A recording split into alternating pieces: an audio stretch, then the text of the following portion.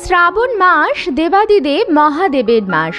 এই মাসে ভুলেও বাড়ির এই 5টি জিনিস কাউকে দেবেন না, নতুবা পরিবারে নেমে আসবে চরম বিপর্যয়, দুর্ভাগ্য, দারিদ্রতা। তাই আজকেই সাবধান হয়ে যান।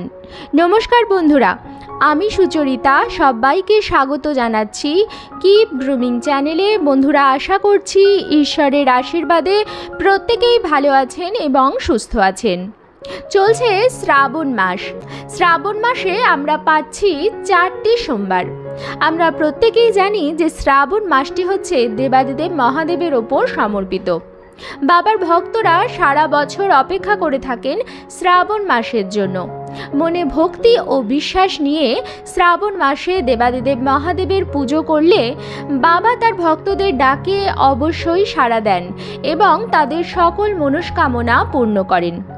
শ্রাবণ মাসের প্রত্যেক কটি দিনই অত্যন্ত শুভ এবং দেবাদিদেব মহাদেবের আরাধনা করবার জন্য অত্যন্ত ফলপ্রদায়ী। শ্রাবণ মাসের সোমবারগুলির গুরুত্ব আরও বিশেষ, কারণ বছরের মাসগুলির মধ্যে শ্রাবণ মাস এবং সপ্তাহের দিনগুলির মধ্যে সোমবার দিনটি দেবাদিদেব মহাদেবের মাস।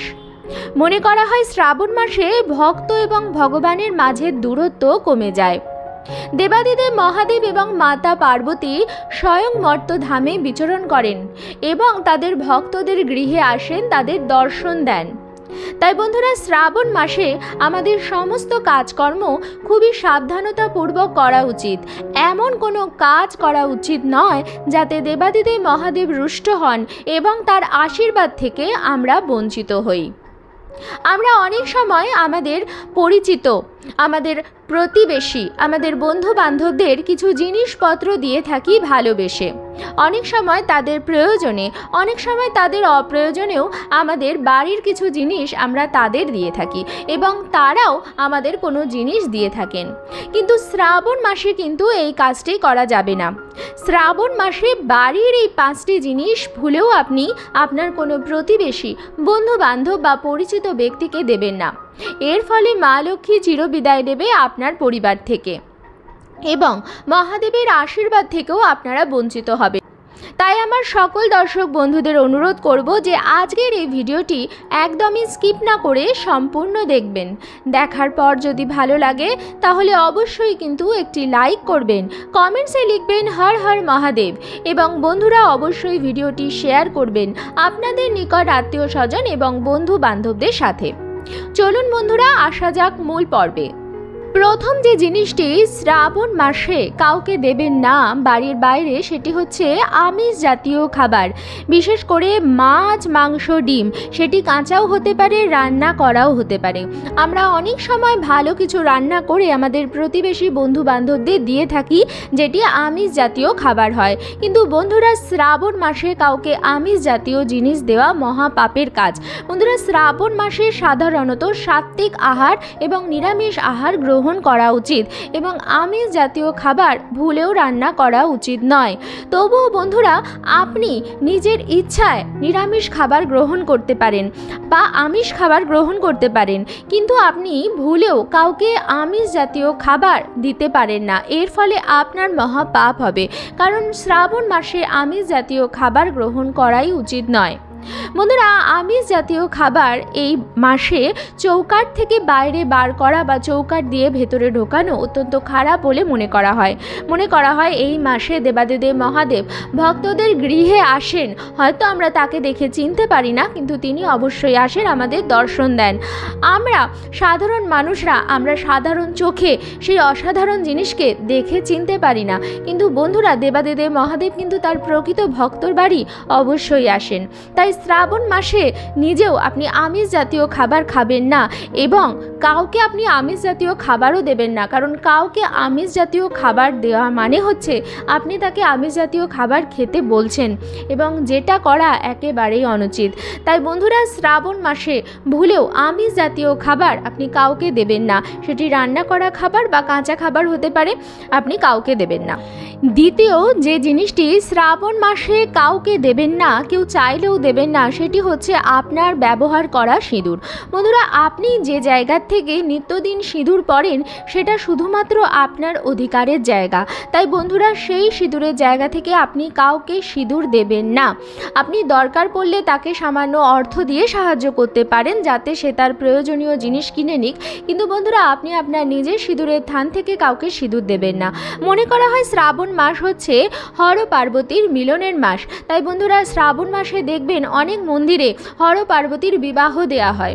বন্ধুরা, শ্রাবণ মাসে এই সিঁদুর হচ্ছে স্বামী, সৌভাগ্য এবং আপনার সুখের প্রতীক। তাই বন্ধুরা, সেখানের ভাগ আপনি কাউকে দেবেন না। এর ফলে আপনার স্বামীর অমঙ্গল হবে, আপনার ভাগ্যে দুর্যোগ এবং দুর্ভোগ নেমে আসতে পারে।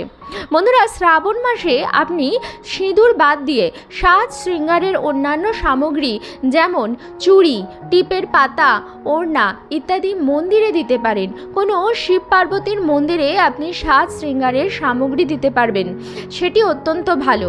আপনি যে কোনো মা লক্ষ্মী এবং নারায়ণের মন্দিরেও সাজ শৃঙ্গারের সামগ্রী দিতে পারেন। শ্রাবণ মাসটি হচ্ছে শৃঙ্গারের মাস। এই মাসে সবুজ শাড়ি পরা হয়, সবুজ রঙের চুড়ি পরা হয়, হাতে মেহেন্দি লাগানো হয়। যারা সৌভাগ্যশালী অর্থাৎ সুহাগন যারা, তারা হচ্ছে সর্বদা এই মাসে সাজ শৃঙ্গার করে এবং নিজের স্বামীর পয়সায় অথবা নিজের উপার্জিত পয়সায় আপনি সাজ শৃঙ্গার করুন এবং অন্যান্য সধবা রমণীকে আপনি সাজ শৃঙ্গারের সামগ্রী দিতেও পারেন, কিন্তু কখনো আপনি সিঁদুর দেবেন না। এটি দিলে পরে আপনার ভাগ্যে কিন্তু তার ভাগ চলে আসবে। তৃতীয় হচ্ছে ঝাঁটা বা ঝাড়ু। প্রতিদিন আমরা সকালবেলায় ঝাঁটা দিয়ে আপনাদের ঘর বাড়ি পরিষ্কার পরিচ্ছন্ন করি। আমরা প্রত্যেকেই জানি যে বাড়ি পরিষ্কার পরিচ্ছন্ন নয় সেই বাড়িতে মা লক্ষ্মীর কৃপা দৃষ্টি থাকে না। ঝাঁটাকে তাই লক্ষ্মীর স্বরূপা বলে মনে করা হয়। ঘরদোয়ার থেকে পরিষ্কার পরিচ্ছন্ন করার সময় আমরা অলক্ষ্মীকে বিদায় করি এবং মা লক্ষ্মী সেই ঘরে প্রবেশ করেন। বন্ধুরা, যে বাড়িতে ঝাঁটাকে সযত্ন সহকারে লুক্কায়িত অবস্থায় রাখা হয় সেই বাড়িতেই মা লক্ষ্মীর কৃপা দৃষ্টি পড়ে, মা লক্ষ্মীর চরণ পড়ে এবং মা লক্ষ্মী স্থিত হন। তাই আপনার ব্যবহৃত ঝাঁটা যদি কেউ চেয়ে নেয় তাহলে বুঝবেন যে আপনার সৌভাগ্য কেউ চেয়ে নিয়ে গেল। তাই বন্ধুরা, আপনার ব্যবহৃত ঝাঁটা আপনি কখনোই অন্য কাউকে বা অন্য ঘর বাড়ি পরিষ্কার করার কাজে দেবেন না, বা ঝাঁটা কখনোই কাউকে দেওয়াও উচিত নয়। ঝাঁটা সর্বদা নিজের পয়সায় কেনা উচিত এবং ভালো দিন দেখে তবেই ঝাঁটা বাড়িতে নিয়ে আসা উচিত। এবং ঝাঁটা কোনো উপহার করারও জিনিস নয়, তাই কাউকে উপহার স্বরূপও দেওয়া সম্ভব নয় এবং কারোর দরকারেও দেওয়া সম্ভব নয়। চতুর্থ যে জিনিসগুলি শ্রাবণ মাসে কাউকে দেবেন না সেটি হচ্ছে যে কোনো ধারালো জিনিস। যে জিনিস যাতে ধার আছে এবং যেটি দিয়ে কোনো কিছু ক্ষয় করা সম্ভব এরকম কোনো জিনিস কাউকে দেবেন না এই শ্রাবণ মাসে। আপনি নিশ্চয়ই চাইবেন না যে আপনার প্রতিবেশী বা আত্মীয় স্বজন বা বন্ধুবান্ধবদের সাথে কিছু জিনিস দেওয়ার জন্য আপনার সম্পর্ক খারাপ হয়। যে জিনিসের ধার থাকে, যেটা দিয়ে কোনো কিছু কাটা সম্ভব, যেমন ছুরি, কাঁচি, ব্লেড, দা, কোদাল ইত্যাদি, এই সমস্ত জিনিসপত্র যদি আপনি কাউকে দেন তার সাথে আপনার সম্পর্ক কেটে যাবে, তার সাথে আপনার সম্পর্ক কোনোভাবেই ভালো থাকতে পারে না। জিনিসটি দেওয়ার পর থেকেই তার সাথে আপনার মনোমালিন্য এবং সম্পর্কে তিক্ততা বাড়বে এবং ধীরে ধীরে সে আপনার শত্রুতে পরিণত হবে। তাই বন্ধুরা, ভুলেও কোনো ধারালো জিনিস আপনার বন্ধু বান্ধব, আত্মীয় স্বজন বা প্রতিবেশীকে দেবেন না। পঞ্চম যে জিনিসটি শ্রাবণ মাসে কাউকে দেবেন না সেটি হচ্ছে বাসি খাবার বা পচা খাবার। বন্ধুরা, জেনে না জেনে আমরা অনেক সময় এই ভুলটা করে ফেলি। হয়তো আমাদের ফ্রিজে মজুদ আছে কোনো খাবার যেটা আর পরের দিন কেউ খেতে চাইছে না, সেটা আমরা হয়তো বাড়িতে কোনো পশু বা পাখি এলে তাদের খাইয়ে দিই।